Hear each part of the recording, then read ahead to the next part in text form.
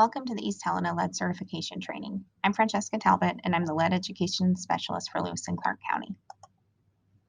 Today we're going to discuss an overview of the rules related to soil disturbance, removal, and disposal in the East Helena Superfund area.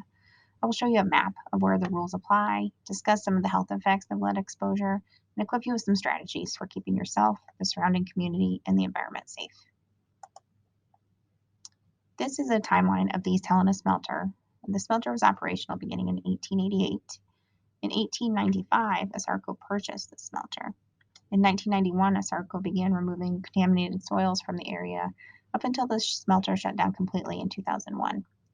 After the ASARCO settlement, the funding acquired has been used by the EPA to clean up residential yards. Most residential yards have been cleaned up. However, many residential sites in the area did not qualify for additional cleanup and still have some lead and arsenic contamination.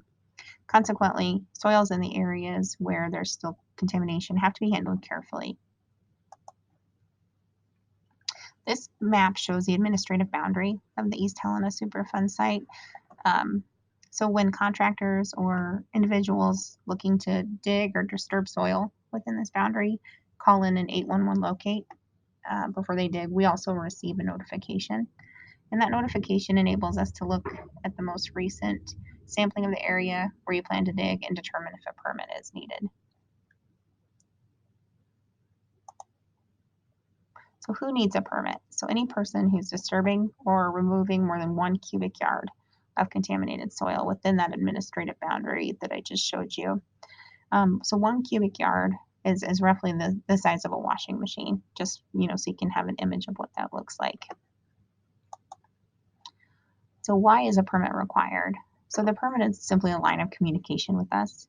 The permitting process allows us to ensure the soils are handled and disposed of in accordance with the regulation, and it gives us a chance to provide you some education.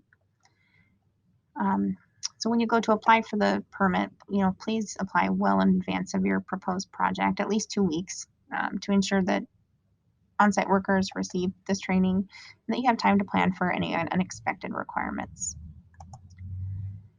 So why is certification necessary? So working in this area means you could be exposed to high levels of lead and arsenic.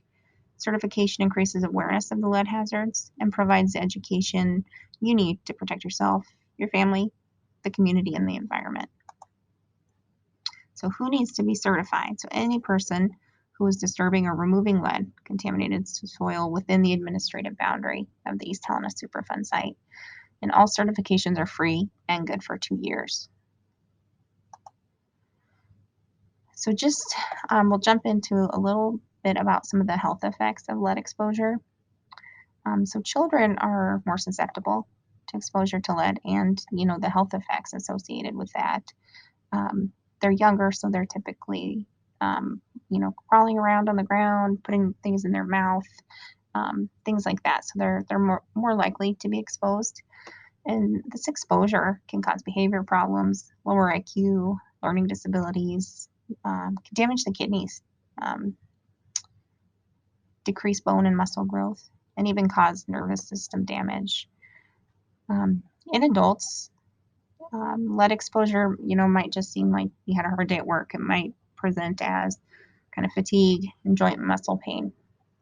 But it can also, cause more serious effects like memory loss, lack of concentration, headaches, irritability, can cause issues with your digestive system, the reproductive system, can cause high blood pressure, abnormal kidney function, and also damage to the nervous system, including the numbness and pain in the extremities. So what can you do to protect yourself? Wear coveralls and boots while at the work site. Avoid hand-to-mouth contact when working around contaminated soil. So that's eating, smoking, chewing tobacco, anything where your hand comes into contact with your mouth. Be sure to wash your hands before leaving your work site every day. You don't want to leave, with lead contaminated soil still on your hands. And the same for your clothing. The lead and arsenic dust can remain on your clothing after work. So protect your family and keep the lead and arsenic out of your home by removing your clothes before entering. Make sure they're washed before you wear them again in your house. So protective measures on the job. Avoid digging on windy days if you can. As you're digging, the wind's picking up and blowing that dust around, creating the potential for lead in the air, as well as, um, spreading throughout the community. Cover all loads containing contaminated soils before you leave the project site. You don't want to be driving down the road with a huge um, dust cloud or soil coming off your truck as you're getting to a disposal site. So please be sure to cover those. Wet down contaminated soil before digging and transport. That's going to just give you an extra added layer of protection, just to help protect any workers, and then also keep that dust from spreading as much as possible. And then also keep your vehicles clean. After you're done with the project for the day, rinse off your truck, rinse off your tires, and that'll just help prevent that lead, arsenic, and other contamination from being transported to other places. Disposal. So you can dispose of contaminated soil at the East Fields Repository, located near the intersection of Highway 12 and Highway 518.